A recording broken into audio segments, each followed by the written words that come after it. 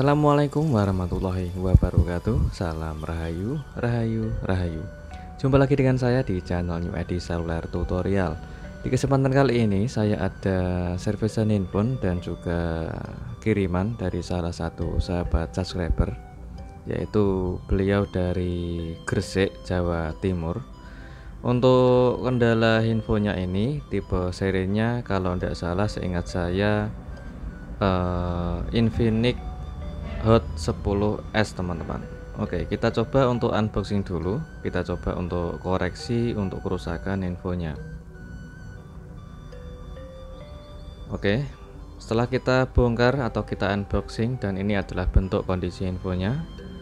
Perhatikan di bagian LCD nya, yaitu di bagian khususnya kaca touchscreen yang retaknya sungguh sangat parah teman-teman. Oke, sebelum kita kerjakan, kita cek dulu untuk kondisi LCD beserta fungsi dari touchscreen-nya. Karena untuk penggantian kaca touchscreen-nya saja, karena beliau ini minta untuk penggantian gelas atau kaca touchscreen-nya saja tanpa harus mengganti LCD satu set, kita harus cek dulu di bagian fungsi touchscreen maupun di bagian fungsi LCD-nya. Alhamdulillah kita cek LCD dan touchscreen-nya masih bisa berfungsi dengan normal, dan kita lanjut untuk proses pengerjaannya. Di bagian ini saya melapisi yaitu bagian kaca touchscreen. Kita lapisi menggunakan solasi, yaitu tujuannya untuk menghindari resiko saat kita bongkar LCD dari frame ataupun memisahkan kaca touchscreen-nya, terhindar atau mengurangi resiko dari kecelakaan LCD rusak ya teman-teman. Untuk saya bongkar infonya ternyata masih segel. Sengaja saya coba untuk simpan segelnya alias tidak merusak segelnya. Selanjutnya kita lepas untuk penutup fleksibel sidik jari dan kita buka untuk penutup mesin. Oke, langkah ini kita buka dulu di bagian soket fleksibel baterai dan juga kita angkat mesinnya. Oke, kita angkat mesinnya dan perhatikan di bagian kameranya, kita harus lindungi dulu di bagian kamera agar tidak kotor. Untuk di bagian bawah ada papan chargernya beserta fleksibel mainboard ya teman-teman. Karena fleksibel mainboard itu jadi satu sama LCD, jadi kita harus membongkar di bagian bawah atau di bagian penutup buzzernya atau penutup papan chargernya. Oke, langkah selanjutnya kita siapkan alat separator. Oke, kita letakkan untuk LCD ke alat separator sambil kita menunggu panasnya tercukupi. Oke, setelah panas tercukupi, kita buka dulu atau kita angkat di bagian baterai, dan harus hati-hati karena di bagian samping dan juga di bagian bawah itu ada LCD ya teman-teman. Untuk fleksibel LCD, jadi harus hati-hati untuk membuka baterainya. Oke, di bagian itulah di bagian fleksibel LCD. Selanjutnya kita siapkan mika tipis dan lentur. Untuk saya angkat ini ternyata masih keras atau lemnya masih keras ya teman-teman. Kita tetap harus hati-hati. Oke, langkah selanjutnya kita gunakan mika tipis untuk mencari celah, yaitu untuk membuka LCD dari frame. Tahap ini harus hati-hati. Oke, perhatikan di bagian ini sudah mendapatkan celah dan kita masukkan mikanya ke bagian bawah LCD. Kita juga bisa sambil menggunakan alat separator untuk sebagai penghangat ataupun sebagai pemanas, yaitu untuk mempermudah atau melemahkan lem pada LCD-nya. Oke, jika kesulitan kita bisa menggunakan cairan minyak kayu putih untuk melapisi di bagian mika tipisnya. Jadi kita teteskan sedikit saja atau kita oleskan ke bagian mikanya, jangan langsung diteteskan ke bagian LCD ya teman-teman. Karena untuk cairannya itu bisa masuk ke dalam LCD apabila kita mengasih atau meneteskan ke bagian LCD-nya. Oke, kita angkat LCD-nya dengan pelan-pelan, dan selesai untuk LCD kita bongkar dari frame-nya. Tapi jangan senang dulu, kita coba untuk mengetes LCD di bagian fungsi touchscreen-nya juga ya teman-teman. Oke, untuk LCD-nya sudah menyala dan kita tunggu loadingnya hingga selesai, dan kita tes untuk fungsi LCD maupun fungsi dari touchscreen-nya. Oke, alhamdulillah LCD-nya tidak ada yang cacat ya teman-teman. Jadi LCD-nya masih bersih dan tidak ada bergaris ataupun tompel. Dan untuk fungsi touchscreen-nya kita tes. Alhamdulillah masih bisa berfungsi dengan normal. Jadi sukses untuk kita membongkar LCD dari frame teman-teman. Oke, di tahap selanjutnya kita tetap menggunakan alat separator, yaitu kita akan proses memisahkan kaca touchscreen dari LCD-nya. Kita siapkan kawatnya. Untuk kawat yang saya gunakan ukuran 0,03 mili. Ini sangat kecil ya teman-teman, dibanding yang biasanya saya gunakan yaitu 0,5 ataupun 0,08. Oke, selanjutnya kita pisahkan atau kita cari celah dulu untuk memasukkan kawat yang akan kita gunakan sebagai pemisah kaca touchscreen-nya. Untuk di bagian atas yang dekat kamera depan itu otomatis retaknya parah ya teman-teman, jadi kita harus ekstra hati-hati untuk memisahkan kaca touchscreen-nya. Oke, selanjutnya kita pisahkan dari bagian bawah yang dekat fleksibel LCD-nya sambil kita tekan ke bawah dan juga sambil kita gesekkan. Oke, pelan-pelan kita angkat LCD-nya. Oke, seperti biasa masih ada sisa-sisa lem yang masih nempel ke bagian LCD. Kita gunakan pinset ataupun alat sejenisnya, yaitu untuk memisahkan atau membersihkan di bagian sisa-sisa lem yang terdapat di bagian LCD teman-teman. Tetap harus hati-hati saat membersihkan sisa lem yang ada di LCD agar tidak terjadi kecelakaan yang bisa bikin LCD rusak. Oke, di tahap ini kita lanjut untuk proses pengetesan lagi ya teman-teman. Jadi jangan senang dulu apabila kita selesai memisahkan kaca touchscreen-nya. Tahapnya belum sampai di situ teman-teman.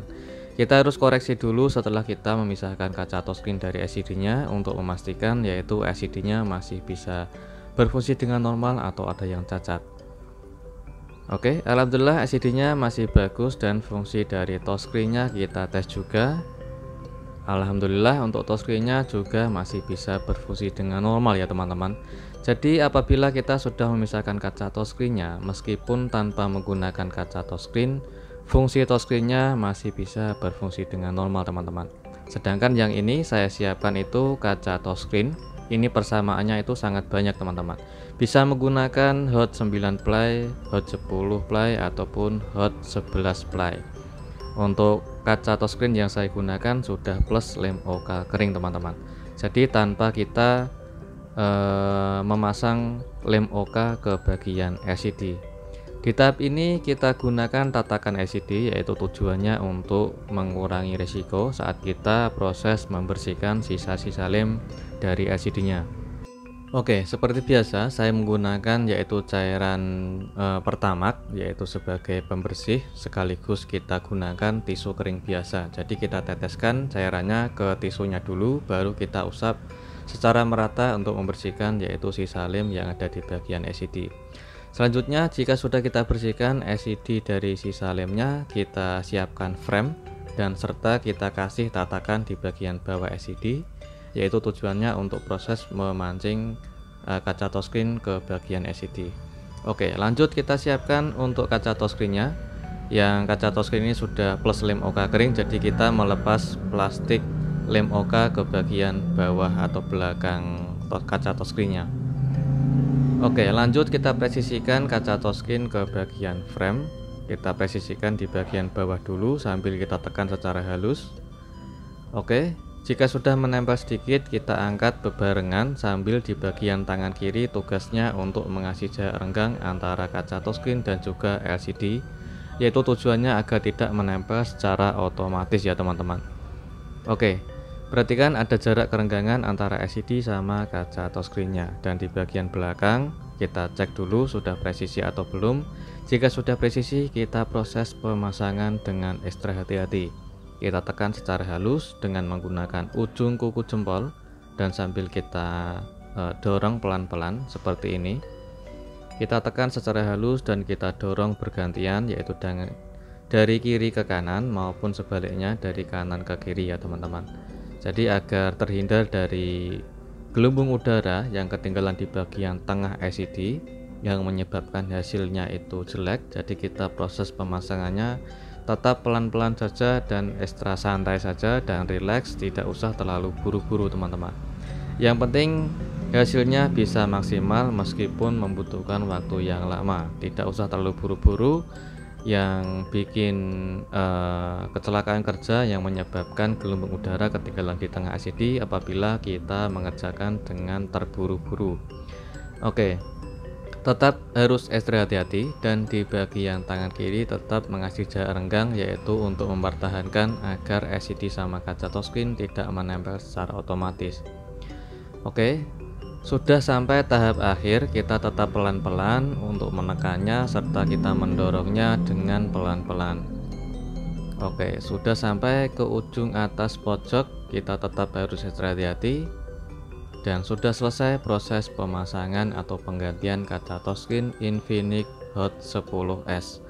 Oke, jika sudah selesai, kita coba untuk proses yaitu perakitan. Apabila sudah yakin untuk pemasangan atau penggantian kaca touchscreen-nya, jika kalian kurang yakin atau saran saya lebih baik dites terlebih dahulu sebelum kita merakitnya teman-teman. Usahakan di bagian framenya juga bersihkan dulu dari sisa-sisa lem yang masih menempel di bagian samping-samping framenya. Oke, kita gunakan lem warna hitam sebagai pemasangan LCD ke frame, dan kita gunakan lem secukupnya saja di bagian sekeliling kaca touchscreen atau di bagian LCD-nya. Tidak usah dikasih lem di bagian tengah ya teman-teman, karena itu sangatlah beresiko dan hasilnya pun pasti akan jelek. Suatu saat apabila proses penggantian kaca touchscreen-nya lagi, itu nanti susah dibongkar. Jadi saran saya usahakan di bagian tengah LCD jangan dikasih lem ya teman-teman. Kalau bisa kalian bisa menggunakan alternatif seperti double tip yang tipis dan kecil saja, yang tujuannya untuk tidak mudah lepas LCD dari framenya. Jadi jangan gunakan lem di bagian tengah LCD, itu saran saya ya teman-teman, agar hasilnya bisa rapi pengerjaannya. Oke, di tahap ini kita proses untuk perakitan, dan jangan lupa apabila kita mengerjakan nggak sengaja kepegang kamera yang bisa bikin kamera kotor, usahakan dibersihkan dulu dari sisa kotoran atau sisa debu yang terdapat di bagian lensa kameranya. Untuk segelnya sudah saya pasang kembali dan kita tahap perakitan selesai, yaitu proses pemasangan backdoor, dan kita sambil menyalakan infonya untuk memastikan LCD-nya masih bisa menyala atau tidak, sambil kita menunggu lemnya kering dan sambil kita membersihkan sisa-sisa lem yang terdapat di bagian samping-samping LCD. Oke, tahap selanjutnya sudah selesai semua, tinggal kita tes ulang fungsi dari LCD dan juga fungsi dari touchscreen-nya. Oke, alhamdulillah untuk touchscreen dan LCD-nya sudah kembali bersih lagi dan kaca touchscreen-nya selesai, dan juga untuk di bagian sensor proximity alhamdulillah sudah normal ya teman-teman. Untuk penggantiannya sudah sukses dan jumpa lagi di tutorial berikutnya. Assalamualaikum warahmatullahi wabarakatuh. Salam Rahayu, Rahayu, Rahayu.